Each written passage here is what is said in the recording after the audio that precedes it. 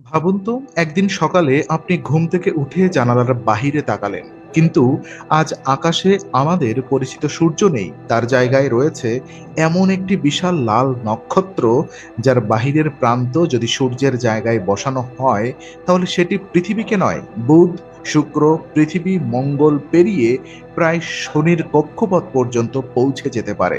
শুনতে অবিশ্বাস্য, কিন্তু মহাবিশ্বের কিছু লাল অতি দানব নক্ষত্রের মাপ সত্যি এত চরম হতে পারে? এখানে একটি গুরুত্বপূর্ণ বিষয়: বিজ্ঞানীরা এখনো একটি নক্ষত্রকে নিশ্চিতভাবে মহাবিশ্বের সবচেয়ে বড় বলে চূড়ান্তভাবে ঘোষণা করতে পারেননি, কারণ এত দূরের নক্ষত্রের আকাশ মাপতে দূরত্ব, আলো, তাপমাত্রা এবং ধূলিকণার প্রভাবের কারণে বড় অনিশ্চয়তা থাকে। তবুও একটি নাম বারবার উঠে আসে: স্টিফেনসন 218, যাকে স্টিফেনসন 2DFK1 নামেও ডাকা হয়।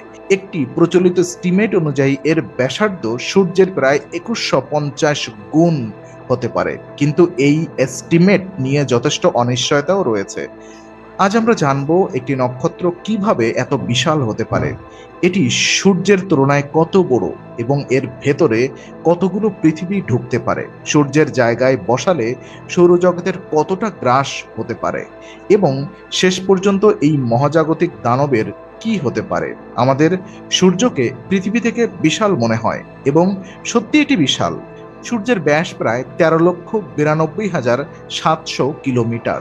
এর আয়তনের মধ্যে প্রায় 13 লক্ষ পৃথিবী ধরা যেতে পারে। সূর্যের ভর প্রায় 1.989 ইন্টু 10⁻30 কিলোগ্রাম, এবং পুরো সৌরজগতের মোট ভরের প্রায় 99.86% সূর্যের মধ্যেই রয়েছে।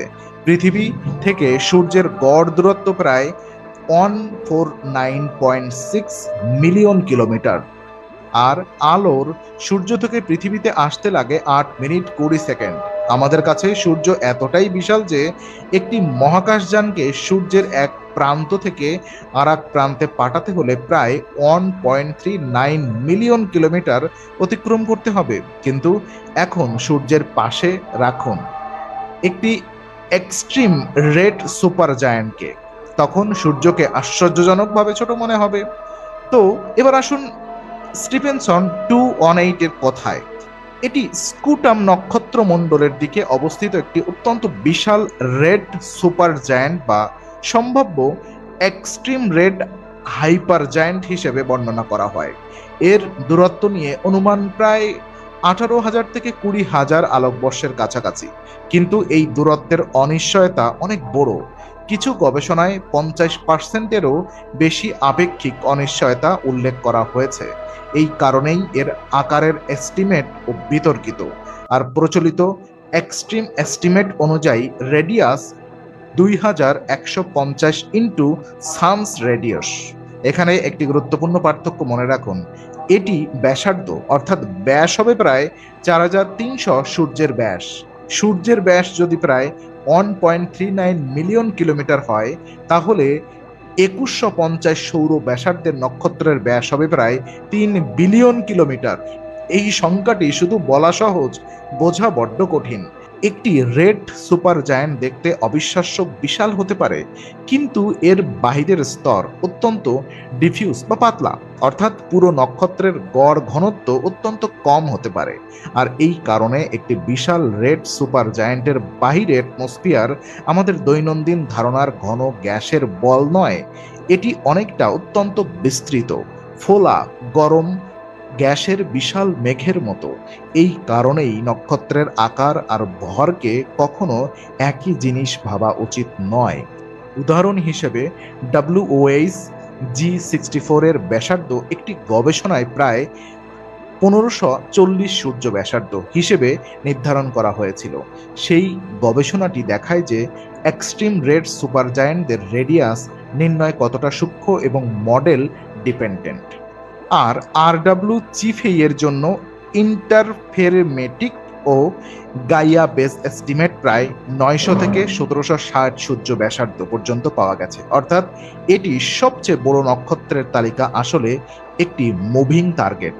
তো এই বিশাল নক্ষত্র এত ফুলে ওঠে কিভাবে? তো এখানেই আসে স্টেলার ইভোলিউশন, সূর্যের মতো নক্ষত্রের জীবনের বড় অংশ কেটে যায় হাইড্রোজেন ফিউশনের মাধ্যমে, কিন্তু খুব বড় নক্ষত্রের জীবন অনেক দ্রুত চলে। একটি ম্যাসিভ স্টার সূর্যের মতো প্রায় 10 বিলিয়ন বছর বাঁচে না। তাদের জীবনকাল অনেক সময় মাত্র কয়েক মিলিয়ন বছর। নক্ষত্রের কেন্দ্রে হাইড্রোজেন কমে গেলে কেন্দ্র সংকুচিত হয়, তাপমাত্রা বাড়ে, তারপর হিলিয়াম এবং অন্যান্য ভারী উপাদানের ফিউশন শুরু হতে থাকে। বাইরের স্তরগুলো অবিশ্বাস্যভাবে প্রসারিত হয়, নক্ষত্র ঠান্ডা দেখাতে শুরু করে, কিন্তু আকারে দানবীয় হয়ে ওঠে। এই পর্যায়েই তৈরি হয় রেড সুপার জায়ান্ট।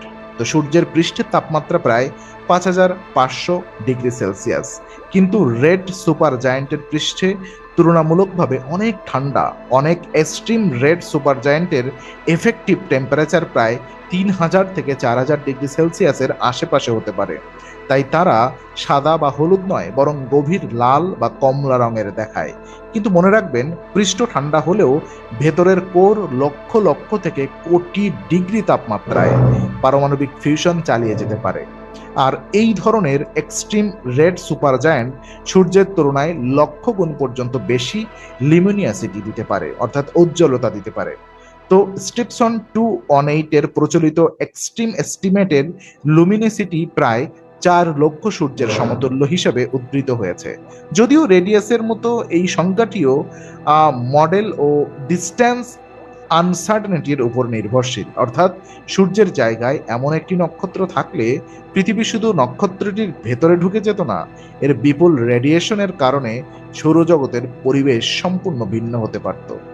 ধরুন এই নক্ষত্রের চারপাশে পৃথিবীকে একই দূরত্বে রেখে দিলাম, অর্থাৎ প্রায় 150 মিলিয়ন কিলোমিটার দূরে। পৃথিবীর জন্য তখন আর কোনো বাসযোগ্য অঞ্চল থাকতো না, কারণ নক্ষত্রটির লিমিনিয়াসিটি সূর্যের তুলনায় হাজার হাজার বা লক্ষ গুণ বেশি হতে পারে।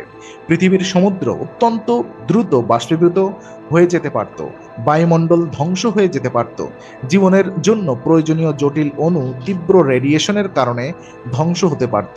কিন্তু সবচেয়ে গুরুত্বপূর্ণ বিষয়, পৃথিবী নিজেই নক্ষত্রের ভেতরের অংশে চলে যেত, অর্থাৎ বসবাসযোগ্যতা প্রশ্নই থাকতো না। এখন একটি অবিশ্বাস্য তুলনা, সূর্যের বয়স প্রায় 4.6 মিলিয়ন বছর, আর সূর্য মোটামুটি 10 বিলিয়ন বছর ধরে মেইন সিকোয়েন্সে থাকতে পারে, কিন্তু খুব ম্যাসিভ স্টার্সের তুলনায় অত্যন্ত স্বল্প সময় বাঁচে। কিছু ম্যাসিভ স্টার মাত্র কয়েক মিলিয়ন বছর পরেই তাদের জীবনচক্রের শেষ পর্যায়ে পৌঁছাতে পারে, অর্থাৎ যত বেশি ম্যাসিভ জীবন অনেক ক্ষেত্রে তত দ্রুত শেষ হয়। এটি নক্ষত্র বিজ্ঞানের অন্যতম গুরুত্বপূর্ণ নিয়ম। তো এর শেষ কিভাবে হবে, এখানে আবার একটি গুরুত্বপূর্ণ সংশোধন দরকার। আমাদের মূল ইনফরমেশনে আমরা আলোচনা করেছি নিশ্চিতভাবে সুপারনোভা হবে এবং তারপর নিউট্রন স্টার বা ব্ল্যাক হোল হবে, কিন্তু একটি এক্সট্রিম রেড সুপার জায়ান্টের এক্সাক্ট শেষ পরিণতি তার ইনিশিয়াল ম্যাস, বর্তমান কোর ম্যাস, ম্যাস লস এবং ইভ্যালিউশনের উপরে নির্ভর করে। তাহলে আজ আমরা কি জানলাম? মহাবিশ্বে এমন নক্ষত্র রয়েছে যাদের আকার আমাদের সূর্যের তুলনায় হাজার গুণেরও বেশি হতে পারে। স্টিফেনসন 218 এই মুহূর্তের সবচেয়ে বড় নক্ষত্রের একটি অত্যন্ত আলোচিত প্রার্থী, কিন্তু এর প্রকৃত আকার নিয়ে এখনো যথেষ্ট অনিশ্চয়তা রয়েছে। আর এই অনিশ্চয়তাই আমাদের মনে করিয়ে দেয় মহাবিশ্বকে আমরা যতটা জানি তার চেয়ে অনেক বেশি এখনো অজানা। একটি নক্ষত্র যার ব্যাস প্রায় 3 বিলিয়ন কিলোমিটার হতে পারে, একটি নক্ষত্র যার সম্ভাব্য প্রান্ত শনির কক্ষপথের কাছাকাছি পৌঁছাতে পারে, আর একটি নক্ষত্র যার ভেতরকার ফিজিক্স এখনো বিজ্ঞানীদের জন্য বড় গবেষণার বিষয়।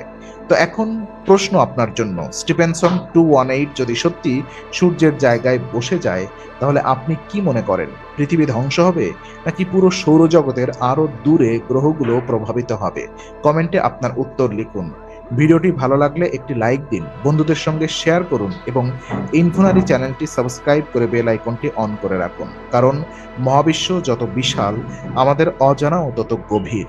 আবার দেখা হবে ইনফোনারি এর পরবর্তী মহাজাগতিক রহস্যে।